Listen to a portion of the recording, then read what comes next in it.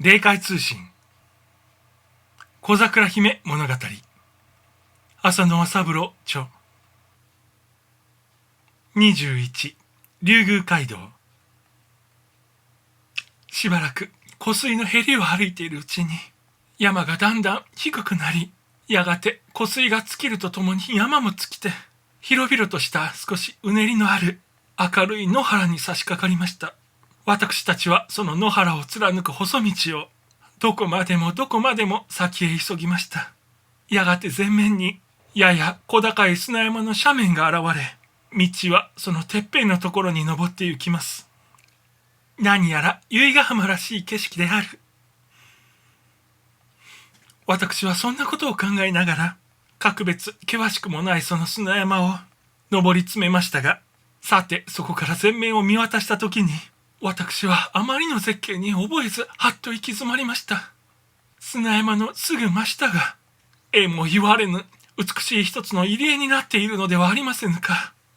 刷毛で吐いたような弓なりになった広い浜。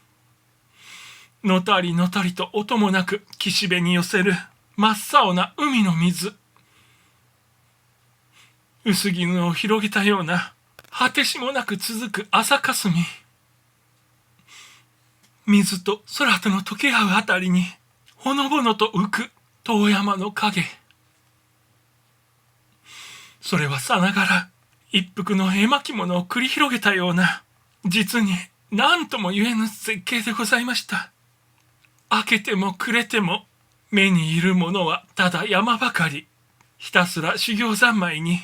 長い年月を送った私でございますから、なおさらこの海の景色が気に入ったのでございましょう。しばらくの間、私は全く全てを打ち忘れて砂山の上に立ち尽くしてつくづくと見とれてしまったのでございました。どうじゃ、なかなかの良い眺めであろうが。そう言われて私はやっと自分に戻りました。おじい様、私、こんな和やかな良い景色はまだ一度も見た試しがございませぬ。ここは何と申すところでございますか？これが竜宮界の入り口なのじゃ。ここから竜宮はそう遠くない。竜宮はやはり海の底にあるのでございますか？いやいや、あれは例によりて人間どもの勝手な作り事じゃ。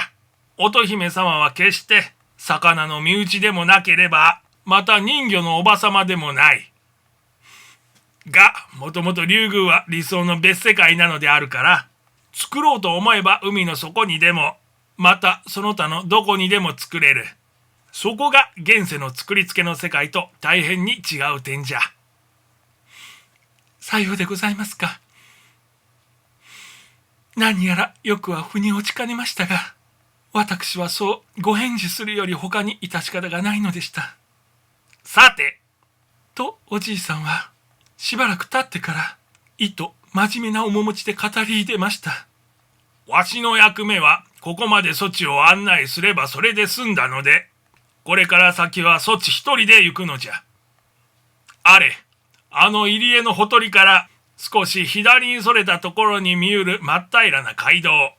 あれをどこまでもどこまでもたどって行けば、その突き当たりがつまり竜宮で、道を間違えるような心配は少しもない。また竜宮へ行ってからは、どなたにお目にかかるか知れぬが、いずれにしても、ただ先方のお話を伺うだけでは面白うない。気のついたこと、腑に落ちぬことは、少しの遠慮もなく、どしどしお尋ねせんければダメであるぞ。すべて深海の掟として、こちらの求めるだけしか教えられぬのじゃ。で、何事も油断なく、よくよく心の眼を開けて、乙姫様から愛想をつかされることのないよう、心がけてもらいたい。では、わしはこれで帰りますぞ。そう言って、ちと立ち上がったかと思うと、もうおじいさんの姿はどこにも見えませんでした。例によりて、そのあっけなさ加減と言ったらありません。私はちょっと心寂しく感じましたが、それはほんの一瞬間のことでございました。私はこんな場合に、いつも肌から離さぬ例の母の形見の会見をしっかりと帯の間に差し直して、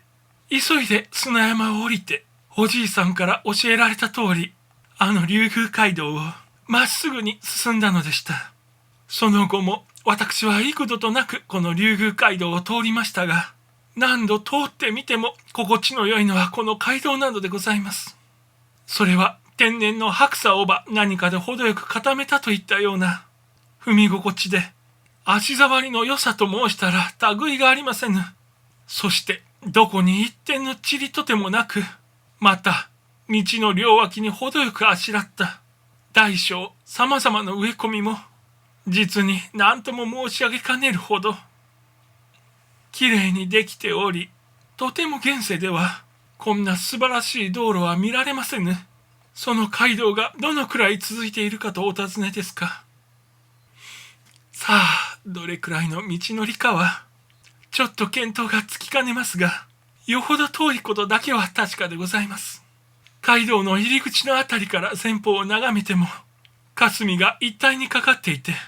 何も目に入りませぬが、しばらく過ぎるとあるかなきかのように、うっすりと山の影らしいものが現れ、それからまたしばらく過ぎると、何やらほんのりと荷塗りの門らしいものが目に映ります。